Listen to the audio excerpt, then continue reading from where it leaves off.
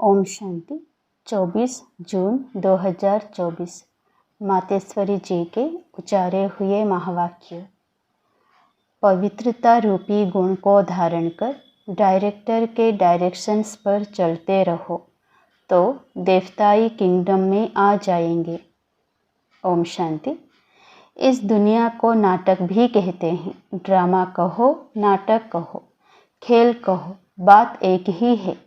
नाटक जो होता है वो एक ही कहानी होती है।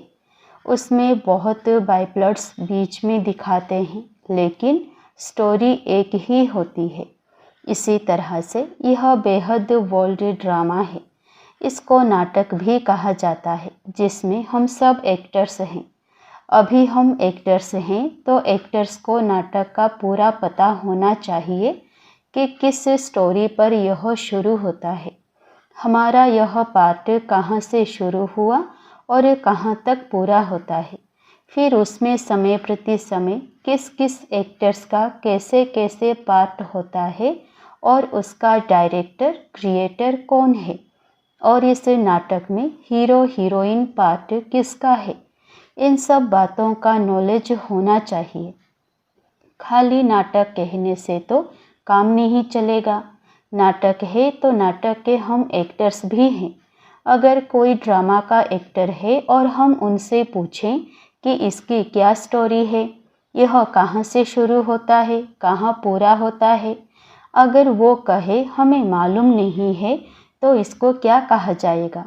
कहेंगे इसको इतना भी पता नहीं है। कहता है मैं एक्टर हूँ। एक्टर को तो सब बातों की जानकारी होनी चाहिए ना। नाटक शुरू है तो उसका अंत भी ज़रूर होगा। ऐसे नहीं शुरू हुआ है तो चलता ही चलेगा। तो इन सब चीज़ों को समझने का है। इस बेहद के नाटक का जो रचयिता है वो जानता है कि किस तरह से इस नाटक की शुरुआत हुई। इसमें मुख्य मुख्य एक्टर्स कौन हैं और सभी एक्टर्स में हीरो एंड हीरोइन का पार्ट किसका है। यह सब बातें बाप समझा रहे हैं। यह सब नॉलेज जो रोज़ क्लास में आते और सुनते हैं वो समझते हैं। उन्हों को मालूम है कि इसका पहला डायरेक्टर और क्रिएटर कौन है। क्रिएटर कहेंगे सुप्रीम सोल, परमपिता परमात्मा को, लेकिन वो भी एक्टर है। उनकी एक्टिंग कौन सी है? डायरेक्टरपन की। वो एक ही बार आकर एक्टर बनता है। अभी डायरेक्टर बन करके एक्ट कर रहा है। वो कहते हैं इस नाटक की शुरुआत मैं करता हूँ।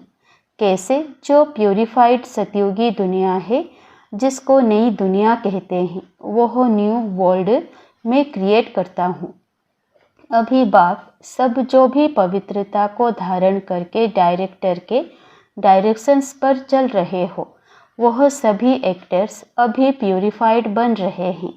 फिर इन्हीं एक्टर्स के द्वारा अनेक जन्मों का चक्र चलना है। यह बाप ही समझाते हैं कि अभी पवित्र हुए मनुष्य दूसरे जन्म में देवताई किंगडम में जाएंगे। वह किंगडम 2 युग सूर्यवंशी चंद्रवंशी रूप में चलती है। फिर वह सूर्यवंशी चंद्रवंशी एक्टर्स का पार्ट जब पूरा होता है तब फिर थोड़ा नीचे गिरते हैं अथवा वाम मार्ग में आते हैं। फिर दूसरे धर्मों का टर्न आता है। इब्राहिम, बुद्ध, फिर क्रिश्चियन, यह सभी धर्म स्थापक नंबरवार आ करके अपना अपना धर्म स्थापन करते हैं। तो देखो नाटक की स्टोरी कहाँ से शुरू हुई, कहाँ पूरी होती है, उसके बीच में यह दूसरे दूसरे बाइप्लट्स कैसे चलते हैं, यह सभी वृत्तांत बैठ करके समझाते हैं। अभी यह नाटक पूरा होने पर है। वह नाटक तो 3 घंटे में पूरा होता है। इसको 5000 वर्ष लगता है। बाकी उसमें थोड़े वर्ष हैं, बस अभी उसकी तैयारी है। अभी यह नाटक पूरा हो करके फिर रिपीट होगा। तो यह सारा वृत्तांत बुद्धि में होना चाहिए। इसी को ज्ञान कहा जाता है। अभी देखो बाप आ करके नया भारत, नई दुनिया बना रहे हैं। भारत जब नया था तो इतनी बड़ी दुनिया नहीं थी। आज पुराना भारत है तो दुनिया भी पुरानी है। बाप आकर के भारत जो अविनाशी खंड है, प्राचीन अपना देश है, अभी देश कहते हैं क्योंकि दूसरे देशों में यह भी एक टुकड़ा हो गया है, परंतु वास्तव में सारी वर्ल्ड, सारी पृथ्वी पर एक भारत का राज्य था, जिसको कहा जाता था प्राचीन भारत।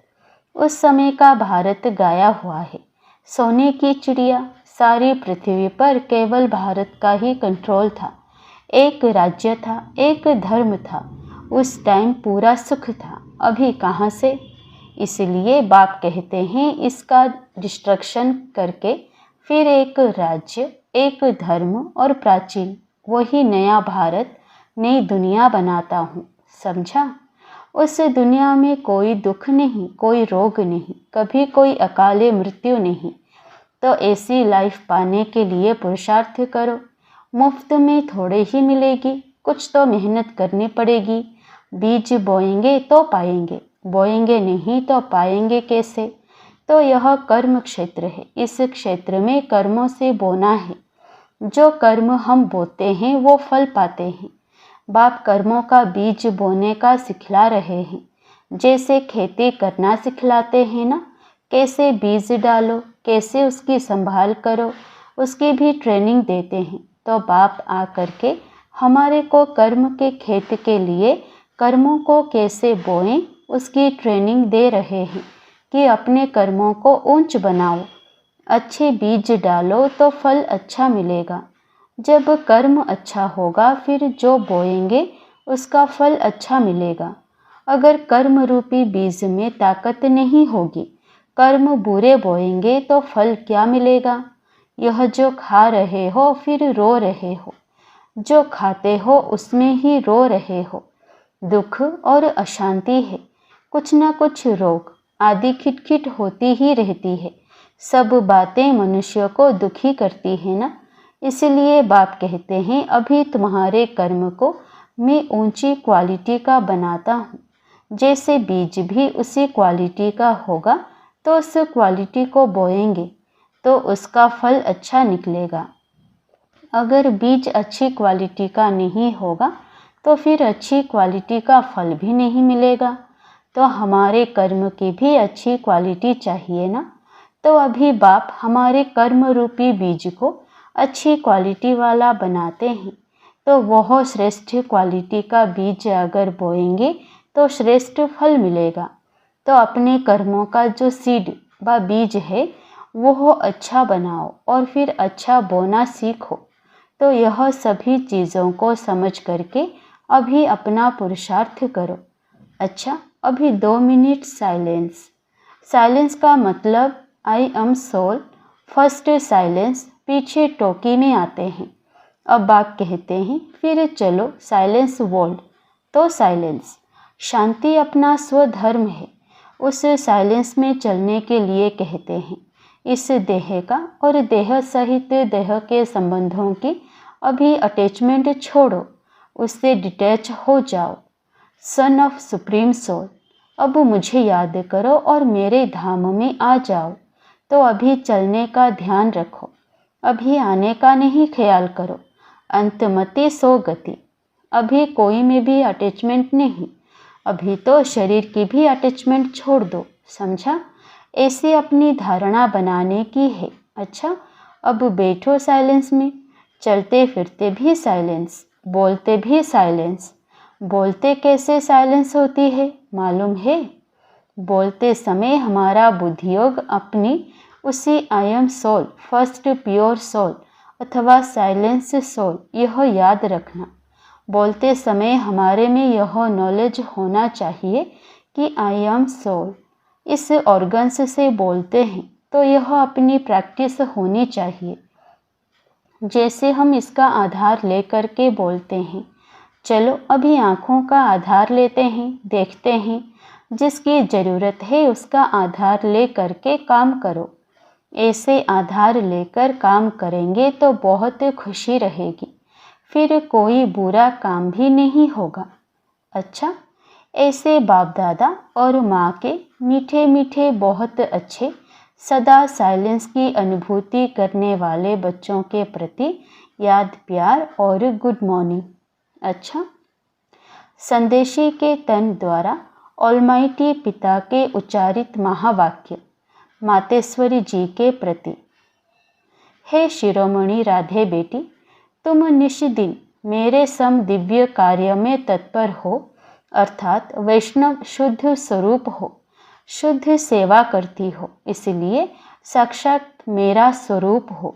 जो बच्चे अपने पिता के फुट स्टेप नहीं लेते, उन्हों से मैं बिल्कुल दूर हूँ, क्योंकि बच्चा तो फिर पिता के समान अवश्य चाहिए। यह कायदा अभी स्थापन होता है जो सतयुग त्रेता तक चलता है। वहाँ जैसा बाप वैसा बेटा, परंतु द्वापर कलयुग में जैसा बाप वैसे बेटे नहीं होते। अभी बच्चे को बाप समान बनने का परिश्रम करना पड़ता है, मगर वहाँ तो नेचुरल ऐसा कायदा बना हुआ है, जैसा बाप वैसा बेटा, जो अनादि कायदा इस संगम समय पर ईश्वर पिता प्रत्यक्ष होकर स्थापन करता है। दूसरा, मधुर माली की मधुर मीठी दिव्य पुरुषार्थी बेटी, अब तुझे बहुत रमणीक स्वीटनेस बनना और बनाना है। अभी वर्ल्ड सॉवरेंटी की चाबी सेकंड में प्राप्त करना और कराना तुम्हारे हाथ में है। देखो, ऑलमाइटी जो हर एक जीव प्राणी का मालिक है, वो जब प्रैक्टिकल में इस कर्म क्षेत्र पर आया है, तब सारी सृष्टि हैप्पी हाउस बन जाती है।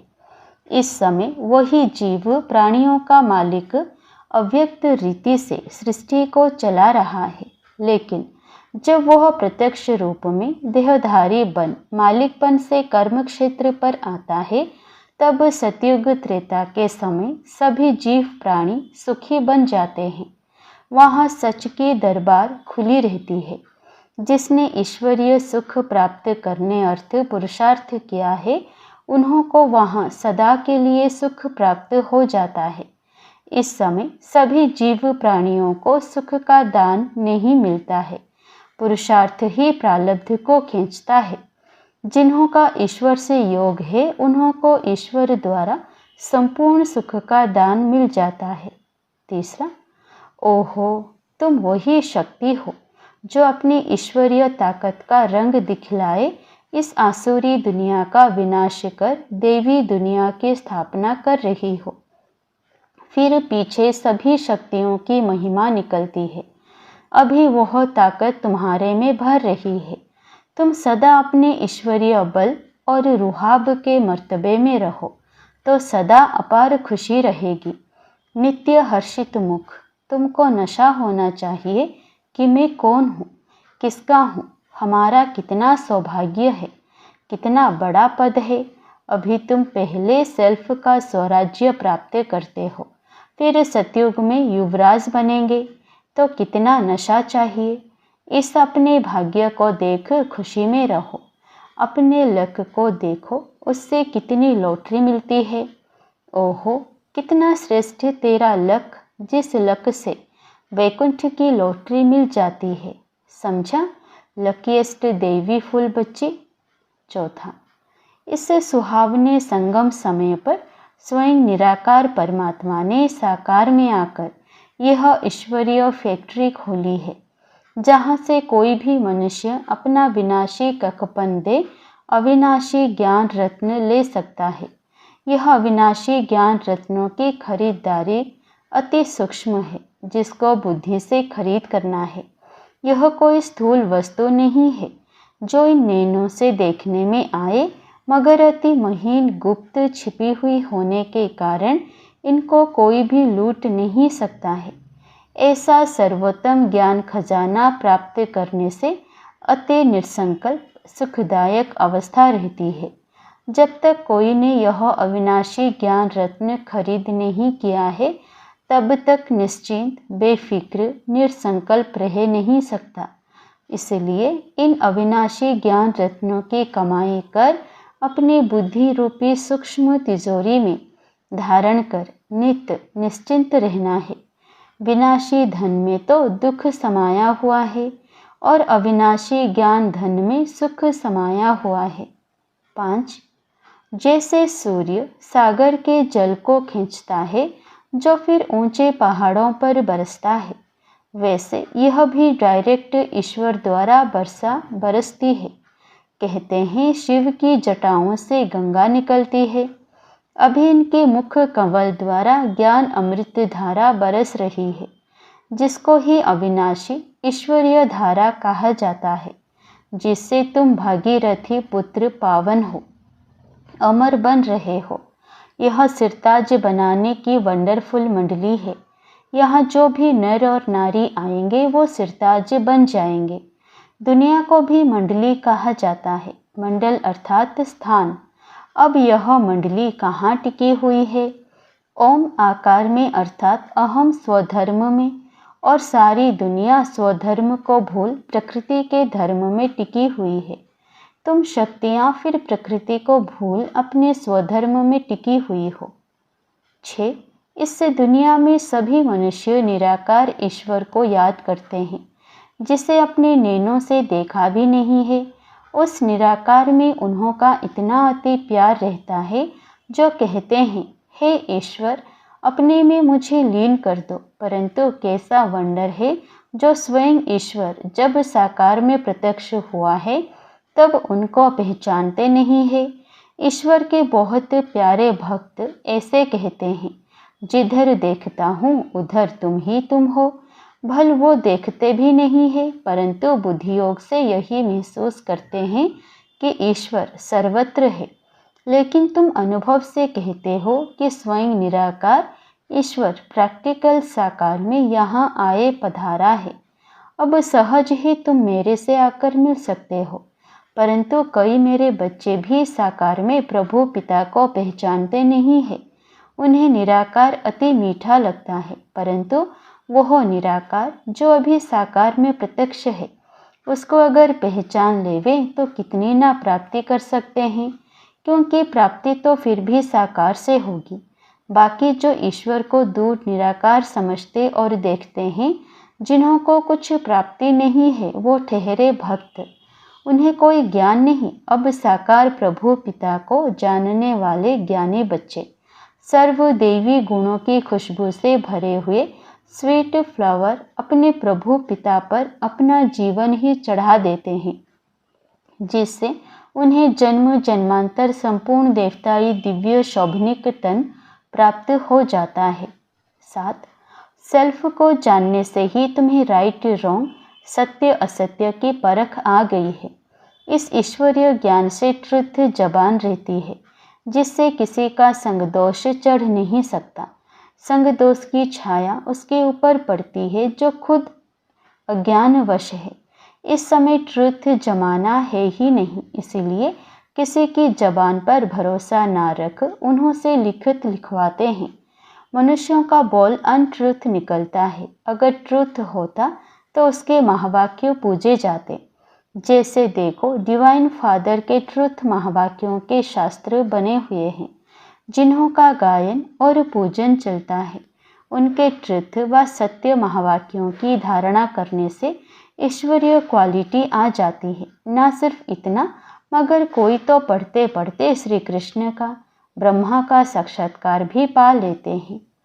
ओहो, होली हृदय कमल, होली हस्त कमल, होली नयन कमल बेटी राधे, तेरी सारी काया पलट कमल फूल सम कमल कोमल कंचन बन गई है। परंतु पहले जब सोल कंचन बनती है तब सारा तन कंचन प्योर बन जाता है।